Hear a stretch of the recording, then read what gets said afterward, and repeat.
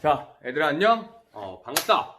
이제 오늘 우리는 너희들이 저번 시간에 우리 첫 번째 5단원을 맞이하면서 GDP, 국내 총생산, 그리고 GNP, 국민 총생산, 경제 성장이 어떤 건지, 그리고 우리가 물가를 고려하지 않은 경제 성장도 과연 경제 성장이라 칠 수 있는가에 대한 내용을 이야기해봤어.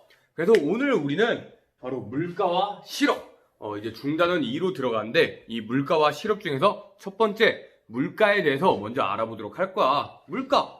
우리들 뉴스에서 맨날 나오잖아. 야, 소비자 물가지수가 나날이 올라가고 있다. 지금 코로나19 때문에 물가 상승률이 0%대에 이르고 있다. 마이너스 물가 상승률이다. 이런 식으로 물가는 우리들이 생활하면서 떼낼래야 떼낼 수가 없는 아주 밀접한 관계를 갖고 있는데, 바로 우리들이 물건을 사는 다양한 상품들이 있잖아. 그래서 이 물가란 우리들이 사는 모든 상품들, 다양한 상품 중에서 몇 가지 상품을 찝어서 사람들이 많이 사는 물건, 사람들이 많이 사는 상품을 찝어서 그 상품의 가격들을 종합하여 평균한 것을 물가라고 그래. 그래서 너희들이 이 단원 물가를 공부하기 전에는 가격, 단 하나의 상품의 하나의 가격이 아니라 여러 상품들의 가격을 평균한 것으로 물가를 받아줬으면 좋겠어. 알겠지? 자, 그럼 오늘 학습 목표 한번 읽어보도록 할까?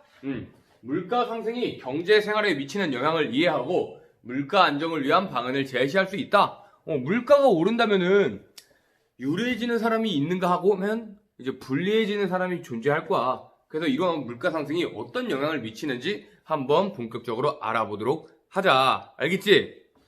자, 그래서 다음으로는 이제 본격적으로 수업하기 전에 선생님이 영상을 하나 가져왔는데 영상 한번 보고 이제 이야기를 하도록 할 거야. 자, 영상 한번 볼까?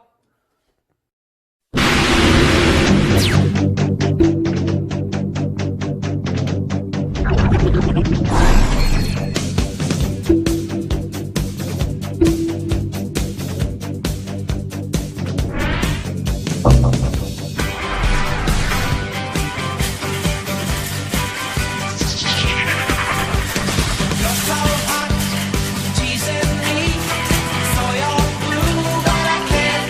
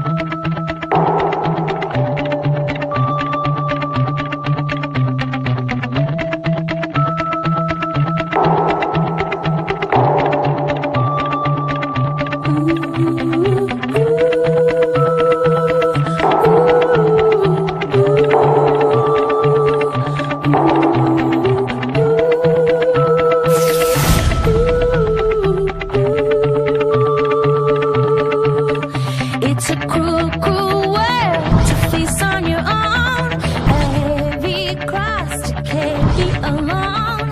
The lights are on, but everyone's gone and it's cool. It's a funny way to make ends meet when the lights are out on every street. It feels alright, but never complete without you. I trust you. If it's already been done, undo it. It takes two. It's up to me and you to prove it. On the rainy nights, even the coldest days, your moments are gold, but seconds away. The principle of nature, it's true, but it's a cruel world.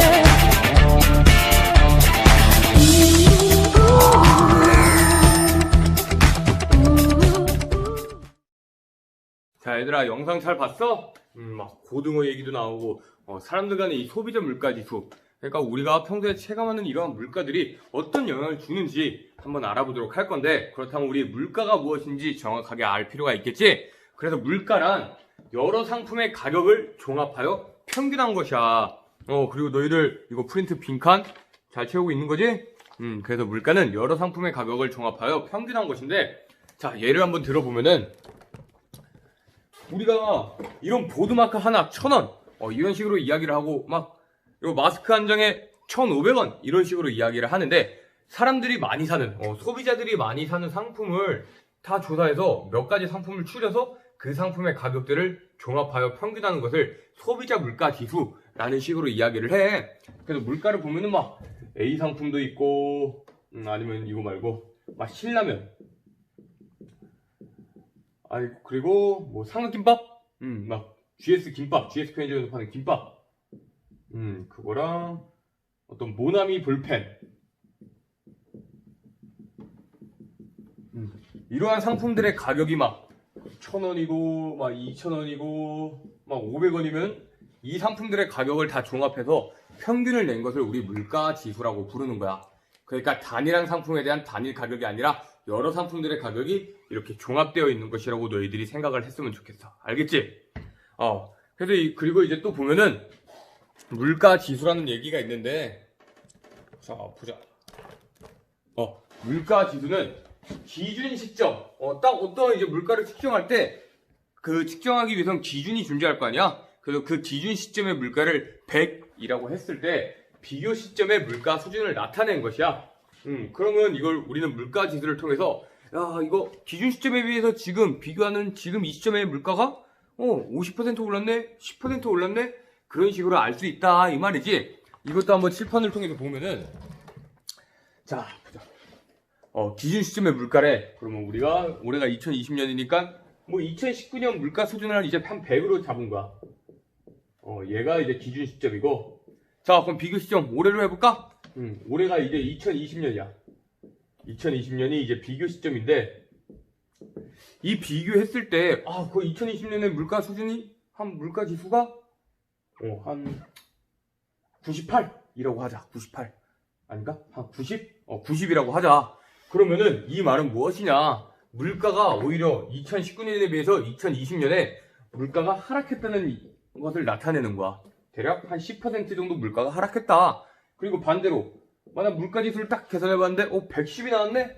그럼 110이 나왔으면은 이때 이것은 그럼 우리가 2019년에 비해서 2020년에 물가가 한 10% 수준 더 상승했구나 라는 것을 너희들이 알아보면 돼. 알겠지?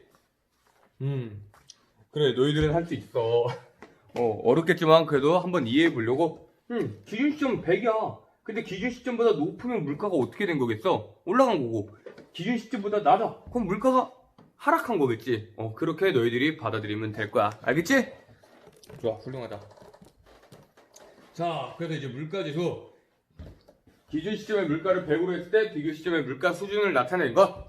해서 이제 밑에 보면은 물가지수의 종류가 있지.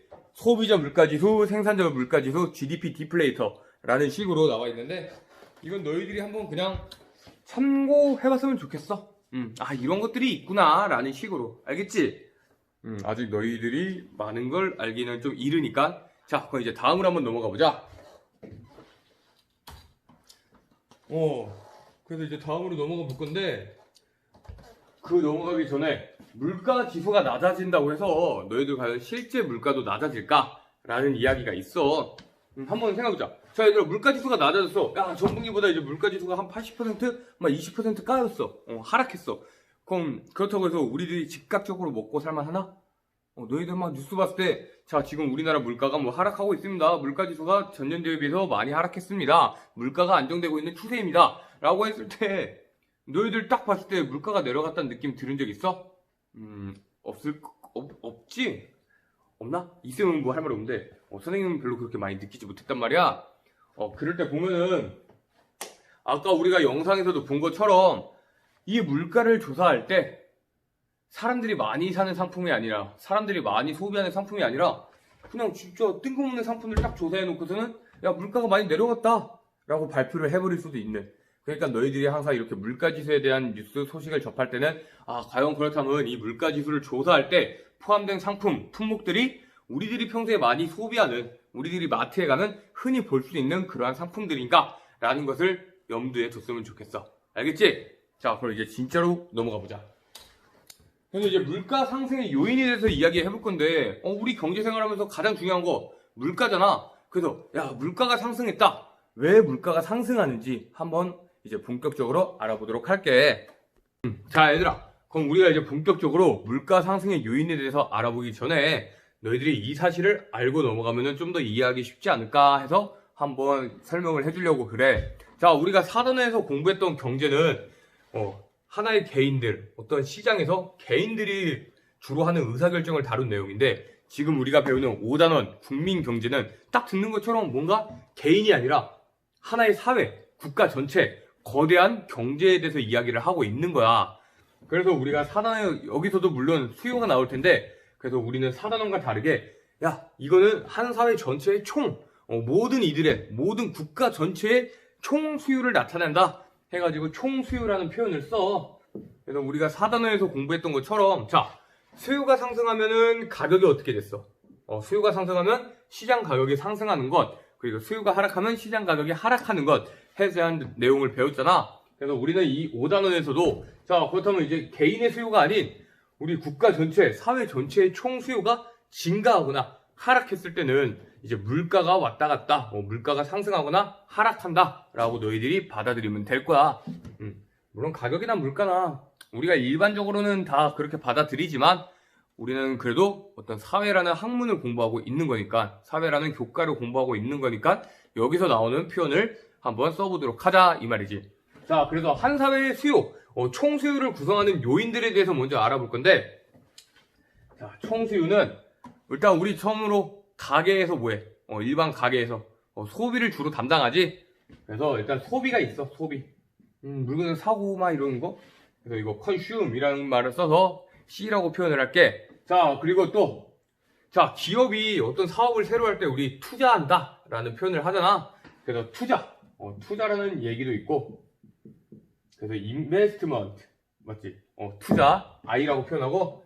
자, 다음으로, 자, 우리가 기업, 가게만이 경제 활동을 하는 게 아니잖아. 다른 누구 있어? 우리한테 이렇게 지금 전기도 주고 물도 주고 도로도 깔아주는, 공공재를 공급해주는 주체, 바로 정부가 있을 거야. 그래서 정부는 그들 나름의 지출이란 걸 하겠지. 우리가 어떤 실업자들한테 실업급여를 지급해주는 것, 아니면 뭐 생계보조 대상자한테 보조금을 지급해주는 것, 아니면 뭐 국가적인 사업을 펼침으로써 어떤 새로운 공사를 하는 것처럼 정부도 나름의 지출을 할 거야. 그래서 우리는 이것을 정부 지출이라고 이야기를 해보자. 그래서 government, 정부 의미인 government를 따라서 G라고 부를게. 그래서 총 수요는 일단 우리가 우리 경제, 우리 국가 내에서만 이야기를 하는 것이니까 너희들이 자, 소비, 투자, 정부 지출로 구성된다고 치자. 그래서 마찬가지로 총수요 곡선도 우리가 그릴 수 있을 거잖아. 그래서 총수요 곡선도 이런 식으로 우하향하는 형태로 너희들이 그릴 수 있을 거야. 알겠지? 그래서 너희들이 꼭 이거를 기억해 줬으면 좋겠어. 자, 그렇다면 이제 우리가 본격적으로 이 물가가 어떻게 상승하는지, 물가 상승의 요인에 대해서 한번 알아보도록 할 거야. 알겠지? 자, 준비됐어? 좋아, 그러면 이제 PPT로 다시 넘어가 보도록 하자. 이제 물가 상승의 요인인데, 첫 번째 요인, 당연히 사회의 총 수요가 증가하는 거겠지? 우리 사단원에서 이제 수요 곡선이 오른쪽으로 막 왼쪽으로 이동하는 거 생각하면 돼. 자, 그래서 물가 상승 첫 번째로 소비, 그리고 기업의 투자, 그리고 정부의 지출, 재정 지출이 증가하면은 경제 전체의 총 수요가 증가한다라고 너희들이 생각할 수 있어. 자, 그렇게 된다면 이제 수요가 많아질까, 공급이 많아질까? 당연히 수요가 공급보다 많아지겠지. 그 결과 수요 곡선이 오른쪽으로 이동하면서 그 경제의 물가가 상승하는구나 라고 생각을 하면 될 거야. 그래서 사람들이 일반 가게에서 소비를 많이 늘리면 늘릴수록 물가가 상승하는 거고, 그리고 이제 반대로 우리가 이제 소비를 안 하면 안 할수록 물가가 점차 떨어지게 되는 거겠지. 너희들이 그래서 이 원리를 잘 기억해주면 좋겠어. 자, 두 번째로 보면은, 자, 임금, 임대료 또는 원유 등의 원자재 가격이 상승한데, 이걸 보면은 너희들이 생산비가 증가한다, 생산 요소 가격, 생산 비용이 증가한다고 생각하면 될 텐데, 자, 그러면은, 생산비가 증가하는데 왜 물가가 상승하는 걸까? 라고 생각을 하면은, 우리가 사전에서 공부했던 수요와 공급 곡선을 가지고도 이해할 수 있을 거야. 자, 다시 칠판으로 넘어가 보자. 여기다가, 큰일 날 뻔했어. 자, 여기다가 한번 적어보도록 할게. 자, 한 나라에, 자, 총 수요 곡선과 공급 곡선. 수요가 있으면 당연히 공급도 있을 거 아니야? 자, 총 수요 곡선, 그리고 총 공급 곡선이 있다고 치자. 좀 너무 연한가? 잘 보이지? 오케이, 좋아. 자, 그럼 이제 가격이 물가가 지금 이 지점에서 형성되어 있어. 이 지점에서 막 거래가 되고 있어. 그런데 얘들아, 우리가 사전에서 공부했던 것처럼 생산비, 생산 요소의 가격이 증가하거나 어떤 생산 기술이 노후화되거나 공급자의 수가 줄어들거나 그러면 공급이 어떻게 될까? 공급이 당연히 감소하겠지? 이제 물건 하나의 상품을 생산해서 공급하는데 들어가는 비용이 더 커져. 마치 최저임금이 더 올라. 최저임금이 이제 시급 2만 원이야. 그러면 이제 공급자들이 과연 그 상품을 공급할 수 있을까? 오히려 나 안 되겠다. 그냥 공급 줄여야겠다. 라는 식으로 점차 공급을 줄여 나가겠지? 바로 그때 우리는 공급 곡선이 어디로 이동한다고 배웠을까? 공급 곡선이 왼쪽으로 이동하는 거야. 알겠지? 자, 공급의 감소로 공급 곡선이 왼쪽으로 이동을 하게 되었어. 그러면은 물가가 이 수준에 있었는데 지금 새로운 지점, 이 수요 곡선과 공급 곡선이 만나는 지점에서 형성되는 새로운 균형 가격, 새로운 시장 물가가 지금 기존의 물가보다 더욱 상승됐지. 바로 그래서 우리가 임금, 임대료, 원자재 가격이 상승하면은 생산비가 증가하고 이 생산비의 증가가 물가 상승으로 이어지는구나 라고 생각하면 될 거야. 너희들 지금 이거 경제 공부할 때 엔간한 거는 막 가격, 어떤 거래량 관련된 질문들은 진짜 이것만 그래도 너희가 해결할 수 있어. 알겠지? 그러니까 꼭 한번 이렇게 그림 그려서 풀어보는 것도 해봤으면 좋겠고, 자, 이제 세 번째로는 여기 새로운 단어가 나왔지? 통화량. 통화량이 많아지는 경우 소비나 투자가 활발해져서 화폐 가치라는 것이 하락한데, 이것이 무슨 말이냐? 일단 첫 번째, 통화량에 대해서 이야기를 해주도록 할게. 자, 얘들아, 통화량에 대해서 한번 보자. 통화량은 너희들 교과서 89페이지 오른쪽 하단을 봐도 나와 있는데, 자, 보면은 한 나라 안에서 실제로 사용되는 화폐의 양이래. 그냥 만원짜리가 몇 장인지 5만원짜리가 몇 장인지, 지금 얼마만큼의 화폐가 거래되고 있는지, 얼마만큼의 화폐가 시장에서 이용되고 있는지 생각하면 될 거야. 그리고 너희들 이게 지금 왜 물가 상승이랑 어떤 관계가 있느냐 보면은, 너희들 돈을 빌리면 뭘 줘야 돼? 돈 빌리면 뭐 줘? 친구한테 은행한테 돈 빌려주면 은행이 우리한테 뭐 줘? 이자를 주지. 너희들 지금부터 이자를, 은행 이자 또는 우리들이 하는 이자를 돈의 가격이라고 생각하자. 가격. 돈의 가격이야, 이자는. 자, 그렇다면 시장에서 이제 돈이 엄청 많아져. 돈이 막 넘쳐 흘러. 그냥 돈이 미쳤어. 막 돈이 남아 돌아. 돈으로 돈 깎아도 돼. 정부에서 그냥 돈을 막 뽑아서 사람들한테 막 나눠줘. 자, 그러면 돈의 가격은 어떻게 될까? 우리가 시장에서 어떤 상품의 수량이 많아지면은 가격이 점차 하락할 텐데, 그렇다면 돈의 가격 역시, 돈의 가격인 이자, 그 이자율 역시 하락하겠지? 하락할 거야. 자, 그럼 우리가 이자율이 하락하면은 사람들이 돈을 많이 빌릴까 안 빌릴까? 전보다 이제 누구나 이제 이자를 더 적게 내도 돼. 그렇다면 이제 평소에 사고 싶었던 어떤 땅이 있던 사람들은 야, 지금이 적기다 하면서 은행에서 대출을 받아서 소비를 하고, 그리고 기업 같은 경우도 어떤 투자를 하기 위해서 투자 자금이 필요한데 야, 지금 이자율이 하락했어? 야, 그럼 지금이 기회다 하면서 은행으로부터 대출을 받아서 자신들의 새로운 투자를 개척해 나가는 그런 원리를 너희들이 생각을 해줬으면 좋겠어. 그래서 통화량이 많아질 경우에는 다시 여기다가 이제 제대로 써줄게. 일단은 통화량, 뭐 돈을 많이 발행하든가 아니면 갑자기 시중에서 화폐가 엄청 많이 풀렸어. 자, 통화량이 증가했다. 그러면은 돈의 가격 뭐였다고? 이자, 이자율이 하락하는 거야. 자, 이자율이 하락하고, 그러면 이제 사람들이 소비를 어떻게 하겠어? 이제 내가 사고 싶었던 거 있으면 돈 빌려서 이자 조금 내고, 내가 이제 그냥 사고 싶었던 물건 살 수 있는 거야. 자, 그러면은 소비가 증가하고, 자, 기업들도 투자를 하고 싶은 사업이 있었는데 이자가 낮아졌네? 그럼 지금 당장 투자를 늘리겠지? 투자를 증가시켜. 자, 그 결과 총 수요가 상승하는 거야, 수요가. 그래서 총 수요 상승. 그리고 우리가 아까 배웠던 것처럼 총 수요의 상승은 곧 물가의 상승으로 이어진다라고 공부를 했지. 그래서 최종적으로는 물가가 상승하는구나 까지 알아주면 되겠어. 그래서 우리 시장에 돈이 그냥 많이 풀려 있으면 화폐 가치가 하락한다. 야, 똥값이다. 아무튼 돈의 가격이 이제 참 많이 낮아졌다. 화폐 가치가 하락했다 라고 너희들이 생각을 하면 될 거야. 알겠지? 자, 그럼 이제 다시 한번 본론으로 넘어가 보도록 하자. 자, 얘들아, 지금까지 이제 물가 상승의 요인들 3가지 공부해봤지? 첫 번째로는 소비, 투자, 정부 지출의 증가로 인해서 총수요가 증가하면 물가가 상승한다. 그리고 이제 두 번째로는 임금, 임대료, 원자재 등의 가격이 상승하면 생산비가 증가함으로써 기업이 공급을 감소시키고 그 결과 물가가 상승한다. 그리고 세 번째로는 자, 이제 시중에 통화량이 많아지면은 돈의 가치인 이자율이 하락함으로써 이제 누구나 어떤 소비나 투자가 증가하고 그 결과 총수요가 증가함으로써 물가가 상승한다까지 우리가 공부를 했을 거야. 자, 그럼 이제 본격적으로 물가가 지속적으로 오르는 현상, 인플레이션이라고 하는데 너희들이 뭐 한 번쯤 들어본 적 있겠지? 막 이런 거 세계사 시간에도 공부하지 않나? 그 이제 전쟁 직후 독일에서 이제 막 사람들이 머리를 자르려면은 이제 수레바퀴에다가 돈을 한 바구니 이렇게 싣고 가야 됐다고. 그런 것처럼 인플레이션, 우리가 영어로는 팽창이라는 뜻인데 물가가 지속적으로 오르는 현상을 인플레이션이라고 불러.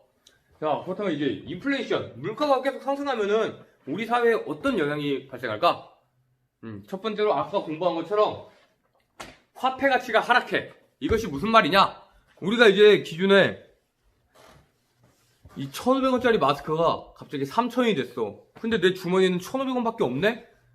야, 뭐야 이거? 난 왜 1,500원으로 이 마스크 하나를 못 사? 라는 식으로 어떤 물건을 살 수 있는 돈의 힘, 돈의 가치가 하락한다고 보면 되고, 두 번째로 자, 이제 물건의 가격이 상승한 거야. 물건의 가격이 상승했다. 그럼 물건의 가치가 오른 거야? 화폐 가치가 오른 거야? 그치. 물건의 가치가 오른 거지. 그래서 우리는 실제로 있는 사람들 간에 거래되는 어떤 재화, 뭐 서비스, 어떤 상품, 실물 자산의 가치가 상승했다고 그래. 이제 돈이 아니라 실제로 어떠한 물건, 실제로 존재하는 물건, 실물을 가지고 있는 사람들이 더욱더 유리해지는구나 라고 생각할 수 있겠지. 왜냐? 자, 아파트가 막 1억 원이었어. 근데 사람들이 이제 부동산 투기 열풍에 불어서 아파트가 10억이 됐네? 야, 그럼 기존에 1억짜리 아파트 갖고 있던 사람은 몇 배로 이득을 본 거야? 10배로 이득을 봤지. 그게 말이 10배지. 1억에서 10억이 됐는데. 그렇게 되면 좋겠다. 자, 아무튼, 자, 실물 자산의 가치가 상승하고, 세 번째로, 이제 외국과 우리나라, 수출과 수입에 대해서 볼 건데, 자, 우리나라 물가가 상승했어. 그러면, 우리가 이제 외국에다가도 물건을 내다 팔잖아. 그럼 외국의 상품을 수출할 때 외국에서 이제 표시되는 자 우리의 물건 가격, 외국에서도 우리나라 물건 가격을 막 1달러, 2달러 이런 식으로 표시할 거 아니야. 그런데 바로 이때 외국에서 표시되는 우리나라의 물건의 가격도 역시 상승하겠지. 왜냐면 물가 상승이라는 것은 결국 그 물건의 가치, 물건의 가격이 오른다는 거잖아. 그래서 기본적으로 해외에서 막 자 우리 하늘이 1달러 1,000원이라고 치자. 그럼 이제 1,000원짜리 물건이 갑자기 가격이 상승한 거야. 그거 해외에서 1달러에 팔렸어. 그런데 이제 1,000원짜리 물건이 10,000원이 됐어. 그럼 해외에서도 그 10,000원을 표시하기 위해서는 자신들의 달러로 표시할 거 아니야. 그럼 이제 1달러짜리 물건이 10달러가 됐네? 그럼 사람들이, 외국인들이 그 물건을 사겠어? 안 사겠어? 안 사겠지? 그 결과 이제 수출이 감소한다 라고 생각하면 되고, 자 그러면 얘들아, 우리나라 물건의 가격이 비싸졌으면은 외국 물건의 가격이 우리나라보다 더 싸다 치자. 외국 물건이 우리나라 물건보다 가격이 더 싸. 그럼 너희들 외국 물건 살래? 우리나라 물건 살래? 아씨 우리나라 물건 사? 아 정말 착하구나. 국산품 애용하는 거 좋아. 하지만 우린 인간이잖아. 인간. 우리는 합리성을 추구하는 인간이야. 우리나라에 비해 저렴해진 외국 물건을 더 많이 살려들겠지. 그 결과 수입이 증가하는 거야. 그래서 물가가 상승하면, 인플레이션이 발생하면 수출이 감소하고 외국인들이 사가는 게 줄어드니까, 그리고 수입이 증가한다. 우리나라 물건보다 외국 물건을 더 사고자 하니까. 그래서 이러한 영향이 발생하는 거 너희들이 기억해주면 좋겠어. 알겠지? 잘 채워넣니? 잘 채워넣길 바라고. 자, 그렇다면 이제 너희들 넘어가기 전에 선생님이 또 우리 프린트 여기 남아있는 게 있지? 인플레이션의 유불리. 인플레이션 발생 시 유리한 사람과 불리한 사람에 대해서 한번 이야기를 해보도록 할게. 자, 얘들아, 그럼 이제 본격적으로 인플레이션 제대로 한번 알아보자. 자, 우리가 지금 소득이 10,000원이 있다고 쳐. 그리고 지금 상품의 가격, 물가가 1,000원이래. 그럼 몇 개 살 수 있어? 우리 소득 다 쓴다고 칠 때 10개 살 수 있지? 자, 그런데 이제 물가가 인플레이션이 발생해서 물가가 이제 1,000원에서 5,000원으로 상승해버렸네. 자, 그러면 우리는 고정된 소득 10,000원을 가지고 몇 개를 살 수 있을까? 2개밖에 못 사지. 그래서 바로 이것처럼 물가가 상승하면은 우리가 가지고 있는 돈으로 살 수 있는 재화와 서비스의 양이 감소하기 때문에 너희들이 화폐 가치, 어떤 돈의 가치가 하락했구나 라는 것을 기억하면서 이제 본격적으로 인플레이션 발생 시 유리한 사람과 불리한 사람을 알아보도록 하자. 알겠지? 우선 인플레이션이 발생하면 유리한 사람 누가 있겠을까? 물건의 가격이 상승해. 바로 처음으로 실물 자산을 보유하고 있는 실물 자산 보유자가 더 유리해지겠지? 아까 저거처럼 야 이제 물건 하나를 팔아도 1,000원에 파는 게 아니라 물건 하나 팔아도 5,000원에 파는 거야. 더 좋잖아. 그래서 실물 자산 보유자가 유리해지고, 반면에 불리해지는 사람은 어떤 고정된 돈만 가지고 생활하는 사람들, 어떤 월급, 임금 막 연금 타는 봉급 생활자들. 그래서 약간 너희들이 볼 때 좀 화폐를 보유하고 있는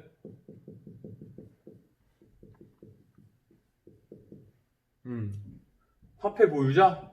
뭐 예를 들면은 이제 정해진 월급, 아니 뭐 정해진 임금이라 하자.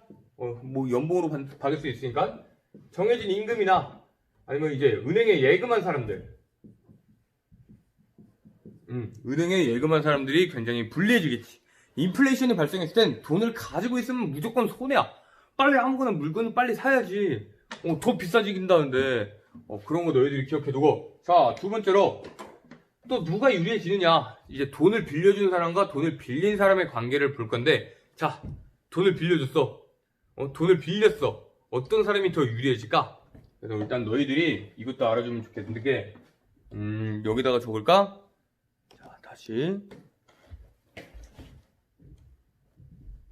돈 빌린 사람. 돈을 빌린 사람을 우리 채무자라고 부르고, 다 들어본 적 있지? 그리고 돈을 빌려준 사람.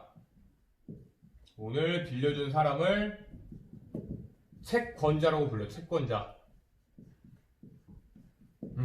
바로 이럴 때 채무자와 채권자 중에서 인플레이션, 물가가 상승하면 누가 더 유리해질까? 이 말이야. 누가 더 유리해질까, 얘들아? 유리해진 사람은 누굴까? 돈을 빌린 사람? 돈을 빌려줘서 이제 받아야 되는 사람? 아니, 갚아야 되는 사람? 누가 유리해질까? 바로 돈을 빌린 사람이 유리해져. 채무자가 유리해진다, 이 말이야. 왜 그러냐 하면은, 자, 인플레이션 발생하면 얘들아, 이제 화폐 가치가 하락한다 그랬잖아. 그럼 이 사람이 돈을 빌릴 때는 화폐 가치가 더 높았는데, 돈을 이제 갚을 때가 되니까 화폐 가치가 완전 똥값이 돼버렸네? 야, 그럼 좋다. 그냥 가지고 내가 빌릴 만큼 줄게, 돈.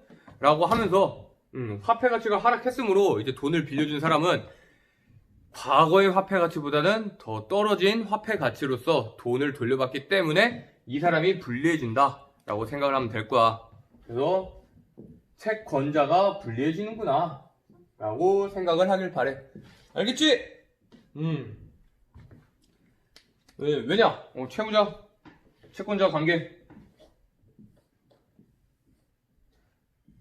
화폐 가치가 하락하기 때문이야. 왜 그런지, 왜 인플레이션이 발생하면 화폐 가치가 하락하는지는 여기서 설명을 했어. 자, 이제 라스트. 마지막으로, 이제 국제거래. 수출과 수입의 관계를 두고 한번 보자. 얘들아. 인플레이션이 발생했어. 그러면 수출하는 사람이 유리해질까? 수입하는 사람이 유리해질까? 우리나라 물가가 상승을 했네? 그럼 외국에서 표기되는 우리나라 물건의 가격이 높아져, 낮아져? 높아지지? 자, 그렇다면 외국인들이 그 물건, 우리나라 물건, 과거보다 가격이 더 비싸진 우리나라 물건을 살까, 안 살까? 안 살 거야. 그 결과, 불리해지는 사람부터 보면은, 외국에다가 물건을 내다 파는 사람들, 그래서 이제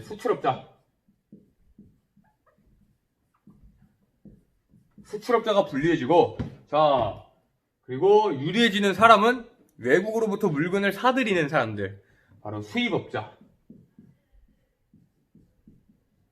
수입업자가 유리해진다. 라는 거 너희들이 기억해주면 좋을 것 같아. 알겠지? 왜냐, 수입업자 입장에서는 외국 상품 우리나라 사람들이 많이 사. 야, 좋다. 야, 그럼 우리가 더 많이 살게. 외국 상품 들여와서 우리나라 국민들이 더 많이 사간대. 그럼 물건을 파는 사람 입장에서는 땡 잡은 거지. 이제 반대로 수출업자, 물건을 이제 외국에다가 파는 사람 입장에서는 외국인들이 우리 상품을 안 사. 수출이 안 돼. 라는 식으로. 그 결과 무역 불균형이 나타날 수도 있어. 알겠지? 바로 수입이 증가하고 수출 감소로 인해서 무역 불균형이 나타날 수도 있다. 라는 거 너희들이 한번 생각을 해줬으면 좋겠어. 알겠지? 좋아. 자, 그렇다면 이제 본격적으로 너희들 오늘 우리들의 활동을 마무리하기 전에 프린트를 다 함께 풀어보는 시간을 가져보도록 하자. 알겠지? 자, 풀어봐. 자, 얘들아 다 풀어봤어? 좋아. 그럼 선생님이랑 같이 한번 확인해보자. 자, 첫 번째 1번의 가로 1번 경기 호황으로 소비, 투자, 재정 지출이 증가하고 있는 상황이래. 자, 그럼 경제적 총수요가 어떻게 된다고? 증가하지. 총수요 증가. 수요 곡선 어디로 이동해 지금? 바로 오른쪽으로 이동함으로써 물가가 상승하고 있는 거야. 알겠지? 자, 이제 가로 2번 해외 원유 가격의 상승으로 생산비가 오르는 상황이다. 지금 이 상태인데 생산비가 올랐대. 그럼 기업인들은, 공급자는 생산을 줄이려 들겠지? 그 결과 공급이 감소하는 거고, 그 결과 공급 곡선이 어디로 이동할까? 바로 왼쪽으로 이동하는 거야. 알겠지? 그 결과 이제 물가가 상승하게 되는 거고. 자, 세 번째 가로 3번 중앙은행의 통화량 증가로 이자율이 하락하여 가계의 소비나 기업의 투자가 활발해지는 상황이다. 자, 이쪽으로 가는데 이자율이 하락한다네? 이자율이야, 이자율.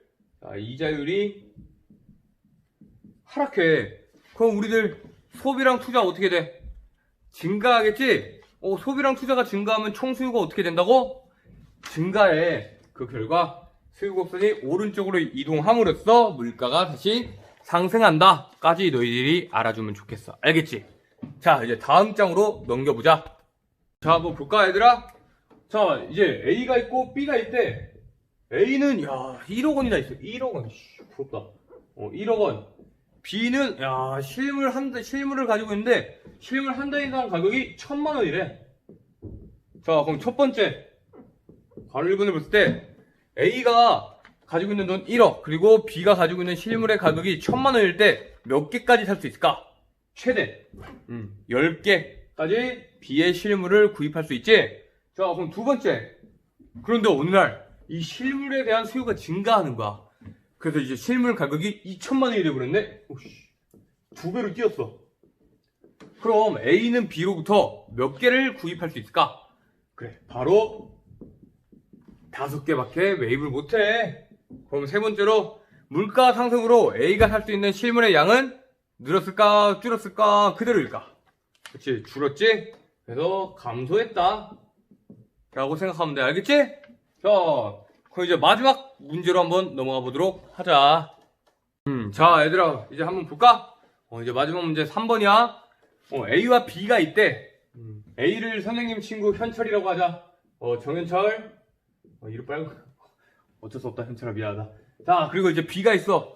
B도 선생님 친구 형주로 하자, 형주. 그래, 미안하다, 형주야. 자, 아무튼 정현철과 이 형주가 있어. 그런데 이 둘이 서로 돈을 빌린 거야.